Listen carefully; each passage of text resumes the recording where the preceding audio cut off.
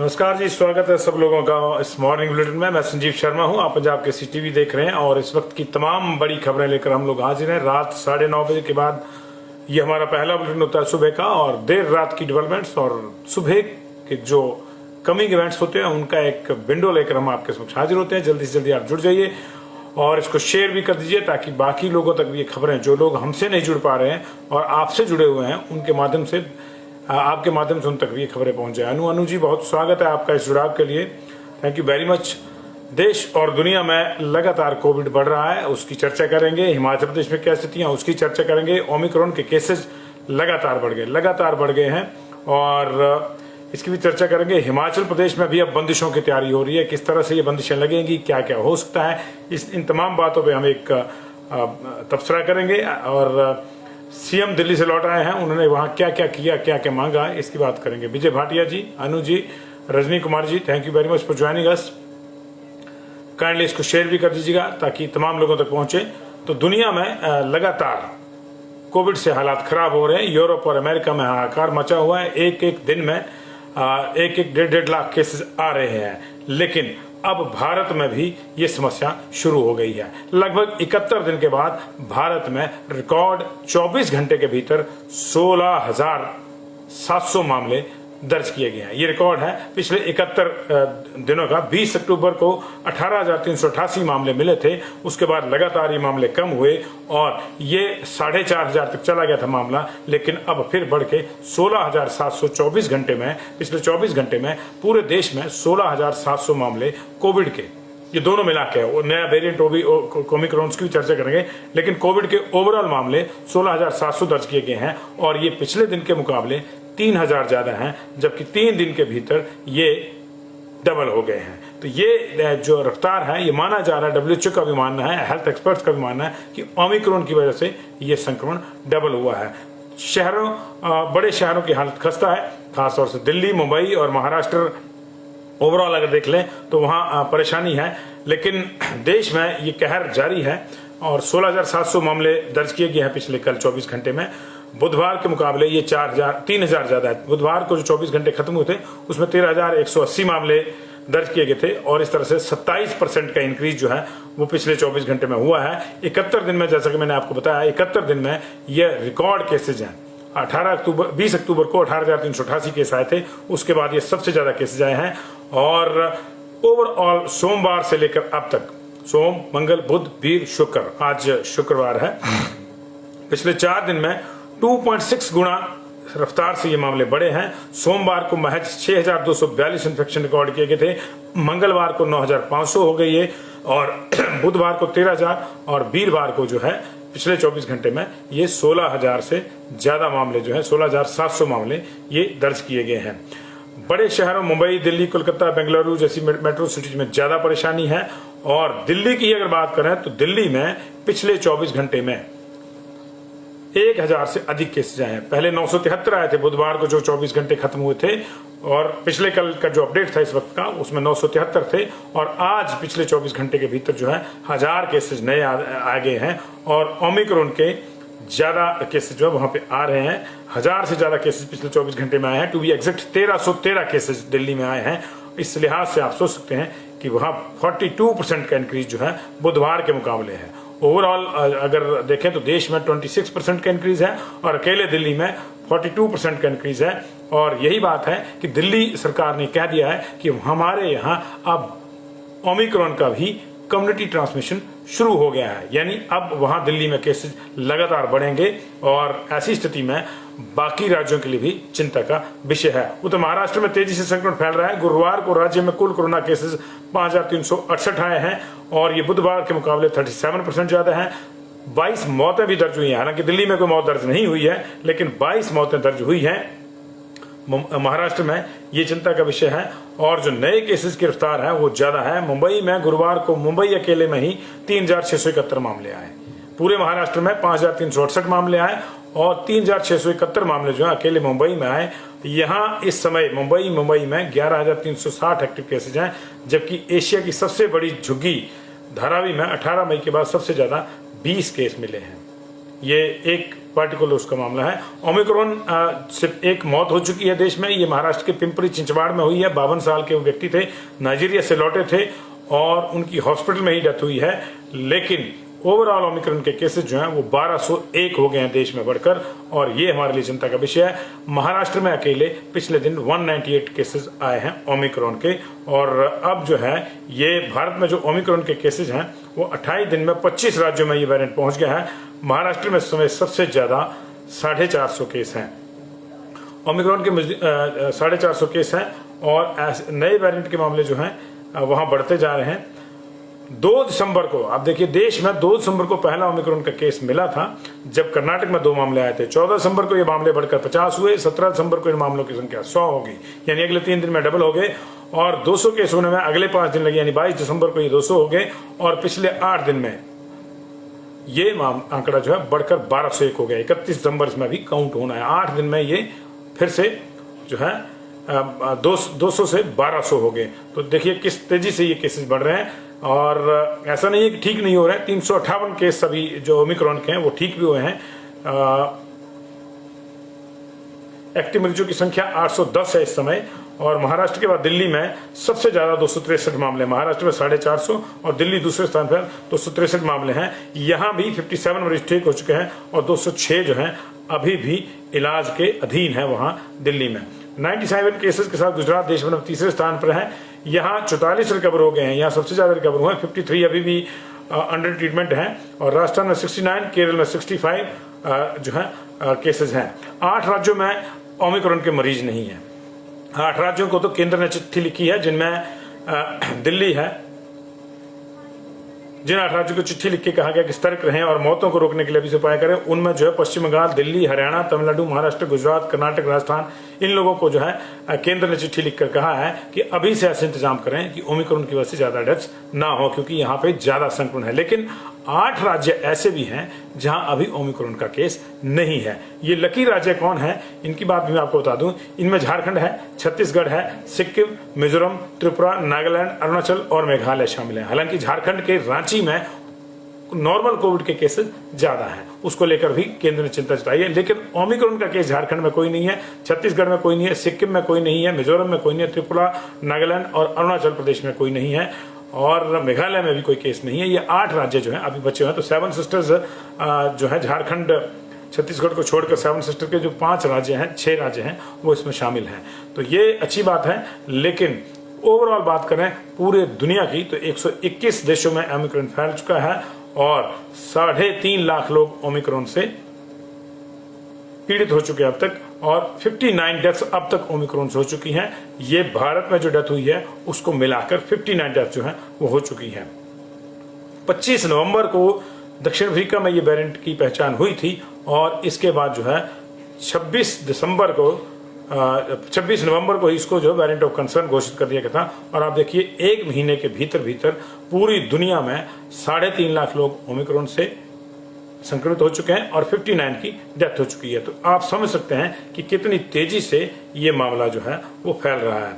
बात अगर हम 25 राज्यों की करें जहां जहां ये फैला हुआ है भारत में, तो जम्मू कश्मीर में इस समय 3 केस हैं, हरियाणा में 37 हैं, लगातार बढ़ रहे हैं। हरियाणा में 37 केसेज हो गए, ये हमारे लिए भी चिंता का विषय। पंजाब में कल 1 केस आ गया था, चंडीगढ़ में 3 केस हो गए, लद्दाख में 1 केस है, हिमाचल में 1 आया था वो नेगेटिव हो गया, लद्दाख वाला भी नेगेटिव हो गया, उत्तराखंड में 4 केस हैं, कोई नेगेटिव नहीं अभी, दिल्ली में 263 केस है, राजस्थान में 69 है, गुजरात में 97 है, महाराष्ट्र में 450 सबसे ज्यादा, कर्नाटक में 48, गोवा में भी 1 केस आ चुका है, पुडुचेरी में 2 है, तमिलनाडु में 46 है, केरल में 65 है, ओडिशा में 9, तेलंगाना में 62, आंध्र प्रदेश में 16 मामले, मणिपुर में 1, मध्य प्रदेश में 1, पश्चिम बंगाल में 11, बिहार में 1, उत्तराखंड में 4, कुल मिला के 1201 मामले जो हैं अब तक आ चुके हैं। हिमाचल प्रदेश में अगर बात करें तो 1 मामला आया था, वो नेगेटिव चुका है, लेकिन ओवरऑल कोविड की संख्या जो है अब बढ़ रही है केसेस की। हम 26 तारीख को 344 एक्टिव केसेज हो गए थे, लेकिन पिछले कल 7 बजे जो अपडेट आया है उसके मुताबिक हिमाचल प्रदेश में अब 430 एक्टिव केसेस हैं।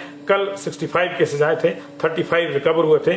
सबसे ज्यादा 26 केस कांगड़ा में आए थे, उसके बाद 21 केस शिमला में आए थे, 1 केस बिलासपुर में, 3 केस हमीरपुर में, 5 केस कुल्लू में, 3 केस मंडी में, 1 सिरमौर में, 1 ऊना में और 4 केस सोलन में आए थे। तो हिमाचल प्रदेश में पिछले 4 दिनों में केसेस बढ़े हैं, और बावजूद इसके बढ़े हैं कि हमारे यहाँ टेस्टिंग नहीं बढ़ी है। हमारे यहाँ टेस्टिंग नहीं बढ़ी है, हमारे यहाँ सब कुछ खुला है, लेकिन कब तक खुला रहेगा ये एक अपने आप में बड़ा विषय है, क्योंकि अब हिमाचल प्रदेश में भी चिंता बढ़ गई है और आज के बाद ये चिंता बढ़ जाएगी।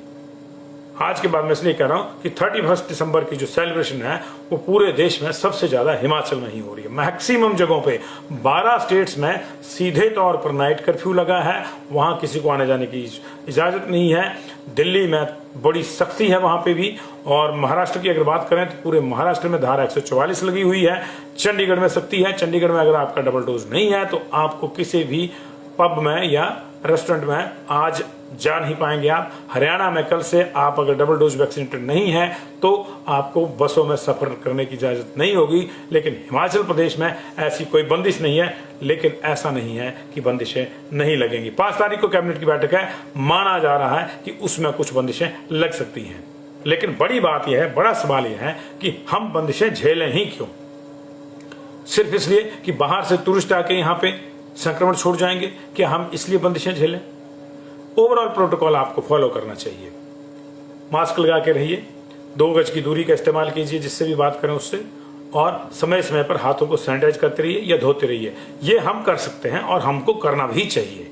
लेकिन बाहर से टूरिस्ट आ रहे हैं और उनकी कोई जांच नहीं है, उनके ऊपर कोई चेक नहीं है, वो बिना मास्क के घूम रहे हैं, वो किसी प्रोटोकॉल का फॉलो नहीं कर रहे हैं, उनके ऊपर कोई कार्रवाई भी नहीं है, और हम भीड़ भी जुटा रहे हैं, कहीं कोई बंदिशें नहीं है, कहीं आयोजन को लेकर कुछ नहीं है। तो इसको लेकर सरकार को जो फैसला लेना चाहिए था वो नहीं लिया गया, और इसकी खमियाजा हम क्यों भुगते हैं?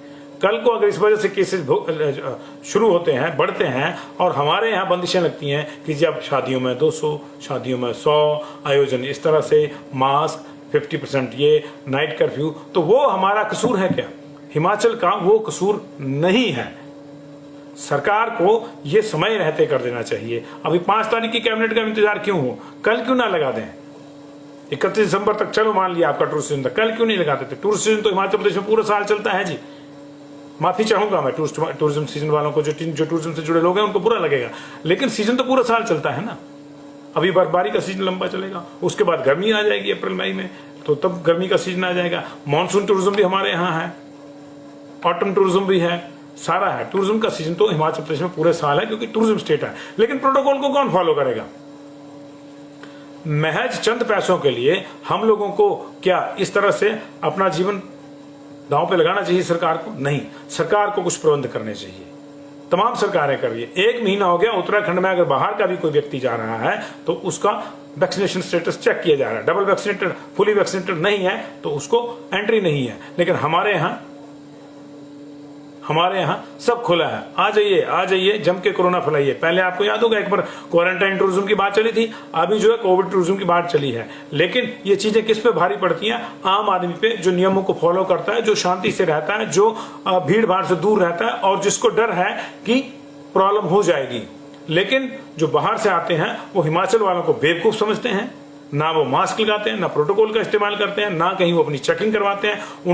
उनको जो बॉर्डर पे चेकिंग भी नहीं करवानी है, उनको कोई बंदिश भी नहीं झेलनी है, और अगर आप और उल्टा लड़ाई करके जाते हैं। ये नहीं चलेगा, सरकार को ये देखना होगा, ये नहीं चलेगा। और सरकार को देखना होगा, जरूरी नहीं है कि 5 को देखें, आज भी देख सकते हैं, कल लगा दीजिए, देर नहीं है। देर तब होती है जब हम बहुत देर कर देते हैं। हमने दोनों लहरों में ये देखा, सरकार ने ढील रखी, आगे सरकता गया समय, और फिर समस्या बहुत विकराल हो गई। अभी बचा हुआ है हिमाचल। टेक्निकली देखा जाए तो यहाँ एक भी केस नहीं है ओमिक्रॉन का। हम क्यों न्योता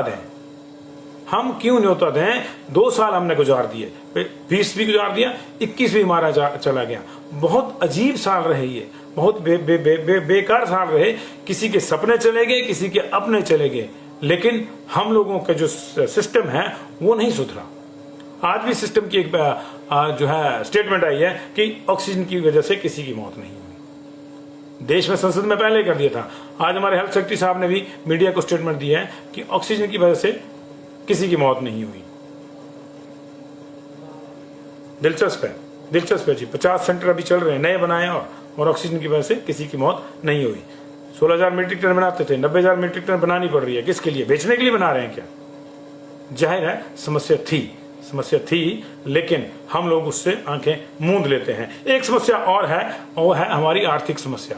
आर्थिक हालात हमारे पतले हैं, लगातार कर्जे में डूब रहा है। जिस मुद्दे को लेकर सरकार सत्ता में आई थी कि 45,000 के कर्जे में हिमाचल प्रदेश डूबा हुआ है, वीरभद्र सरकार ने जो है इसको बुरी तरह से डुबो दिया। तो 17,000 करोड़ का कर्जा उन्होंने लिया था, लेकिन 20,000 करोड़ का कर्जा 4 साल में जयराम सरकार ले चुकी है। और यही वजह है कि आर्थिक हालात हमारे खराब हैं। ऐसी स्थिति में मुख्यमंत्री दिल्ली के दौरे पर गए थे कि केंद्रीय बजट में हिमाचल प्रदेश को कुछ मिल सके, इसकी कोशिश की जाए। इन कोशिशों के तहत उन्होंने केंद्रीय वित्त मंत्री निर्मला सीतारमण के साथ जो बैठक हुई है, बाकी मुख्यमंत्री भी उसमें आए थे, बाकी राज्यों की बैठक हुई है, उसमें ये आग्रह किया है कि एक तो 600 करोड़ का आधारभूत ढांचे की संरचना के लिए 600 करोड़ रुपए का स्पेशल पैकेज दिया जाए। उसके बाद उन्होंने कहा कि उनका जो ड्रीम प्रोजेक्ट है बल वैली में इंटरनेशनल एयरपोर्ट, वो सामरिक महत्व का भी एयरपोर्ट है, उसको राष्ट्रीय महत्व का एयरपोर्ट घोषित करके 3,000 करोड़ के उस प्रोजेक्ट को जो है धन दे केंद्र। और इसके अलावा जो है उन्होंने ये भी कहा है कि जो GST का मुआवजा है वो हिमाचल प्रदेश को जो है जो राजस्व घाटा अनुदान प्रदान करता है उसमें कमी आई है, तो GST का जो मुआवजा है वो भी जो है बढ़ाया जाए उसको, क्योंकि अभी वो जून 2022 में खत्म हो रहा है। तो उन्होंने 3 साल उसको बढ़ाने की बात करी है। और एक सेब पर जो है आयात शुल्क, इंपोर्ट टैक्स जो है वो सेब पर 100% करने की बात करी है उन्होंने, ताकि हमारे जो सेब वाले हैं उनको भी फायदा हो। लेकिन सेब के आयात शुल्क की बात बरसों से हो रही है, जब से केंद्र में आनंद शर्मा जो हिमाचल से ही हैं वो वाणिज्य मंत्री थे, तब से बात हो रही है। थोड़ा सा बड़ा था अटल जी के टाइम में, थोड़ा सा उनके टाइम में बड़ा, लेकिन बढ़ा उतना नहीं कि इसका हमें लाभ हो। तो इसको जो है देखना होगा। और मुझे लगता है इसमें टेक्निकल हिच है कि एक लेवल से ऊपर हम नहीं बढ़ा सकते, क्योंकि हमको फिर अब इसको जो है सेब को हमारा जो है विशेष प्रोडक्ट घोषित करना होगा। अदरवाइज जो WTO की जो शर्तें हैं उसके मुताबिक मुझे नहीं लगता कि ज्यादा बढ़ पाएगा। जो मंडी रैली से पहले दबाव बनाया था ट्रांसपोर्टर्स ने और उसके बाद सरकार ने मांगे मानी थी, तो उनके जो टैक्स माफी की जो बातें कही गई थी कि 91.32 करोड़ का जो टैक्स माफ होना है, जिसमें टोकन टैक्स है, पैसेंजर टैक्स है, रोड टैक्स है, उसकी अधिसूचना जो है जारी कर दी है। 50% जो है ये पहले ही माफ कर दिया था, अब बाकी का भी माफ कर दिया। तो टोटल जो है 2 अप्रैल 2020 से 30 नवंबर 2021 तक लगभग जो है ये 2 साल, पौने 2 साल का टोकन टैक्स जो है वो माफ कर दिया गया है। टोकन टैक्स, रोड टैक्स और स्पेशल जो पैसेंजर टैक्स है वो माफ कर दिया है। सरकार ने इसकी अधिसूचना जो है वो जारी कर दी है। एक खबर जम्मू कश्मीर से लेंगे। अनंतनाग कुलगाम में एनकाउंटर में 2 पाकिस्तानी से जैश के जो हैं 6 आतंकवादी मारे गए हैं। 2 पाकिस्तानी हैं मारे गए, जो 4 स्थानीय हैं उनमें से 2 की पहचान जो है निसार अहमद खांडे और मुफ्ती अल्ताफ के रूप में हुई है। 2 की पहचान करने की कोशिश की जा रही है। जवाबी फायरिंग में हमारे कुछ जवान घायल हुए हैं, जिनमें से एक जवान शहीद हो गया है, जिसका नाम जसवीर सिंह है। वह पंजाब के तरनतारन जिले का रहने वाला है। तो ये जम्मू कश्मीर की खबर थी। पिछले 1 हफ्ते में वहां माफ कीजिएगा 3 दिन में वहां 9 आतंकियों को मार गिराया गया। बड़ा ऑपरेशन वहां चल रहा है, क्योंकि इस टाइम पे जब बर्फ पड़ी होती है तो घुसपैठ की कोशिश होती है। तो एक बार फिर से आपसे आग्रह है जी, एक बड़ी खबर आपके लिए और बता दें कि हिमाचल प्रदेश में अब जीनोम सीक्वेंसिंग शुरू हो जाएगी जल्दी ही, और उम्मीद की जा रही है कि 15 जनवरी से पहले ये शुरू हो जाएगी, क्योंकि सेंटर ने यहाँ पे 3 जीनोम सीक्वेंसिंग लैब ओमिक्रॉन को जांच लेने के लिए स्थापित करने की बात करी है। तो माना जा रहा है कि IGMC ने तो इसके लिए अप्लाई भी कर दिया है, लेकिन इसके बाद टांडा और नेरचौक, जहां ऑलरेडी हमारी जो है नॉर्मल कोविड जांच करने की, जो सैंपल जांच करने की प्रयोगशालाएं हैं, वहां पे ये सुविधा हो जाएगी। जो मशीनें आएंगी एक समय में 25 सैंपल जांच सकेंगी। और मुझे लगता है कि ये ठीक है, क्योंकि अभी ओमिक्रॉन का मामला जो उतना नहीं है हिमाचल प्रदेश में, जो बाहर से लोग आ रहे हैं उन्हीं का करना है टेस्ट। तो उस लिहाज से ठीक है, धीरे धीरे इस फैसिलिटी को बढ़ाना होगा। लेकिन अच्छी बात है ये कि 3 जो है जीनोम सीक्वेंसिंग, WGS किसको कहते हैं, होल जीनोम सीक्वेंसिंग, इसमें बाकी वेरिएंट्स का भी पता चल जाता है। तो ये मशीनें यहाँ लगेंगी। और अभी आप सतर्क रहिए, सजग रहिए, यही एकमात्र मूल मंत्र है। देश की अगर बात करें तो क्योंकि आज साल भी खत्म हो रहा है, तो जैसे मैंने कहा कि ये 2020 भी और 2021 भी दोनों साल अजीब रहे। किसी के सपने चले गए, किसी के अपने चले गए, क्योंकि कोविड ने बहुत ज़्यादा हमारी जो है वो बहुत ज़्यादा प्रभावी रही। कुल मिलाकर देश में अब तक जो है पिछला 2020 और 2021 टोटल मिला के अब तक कोविड से 3,48,38,804 लोग पीड़ित पाए गए हैं।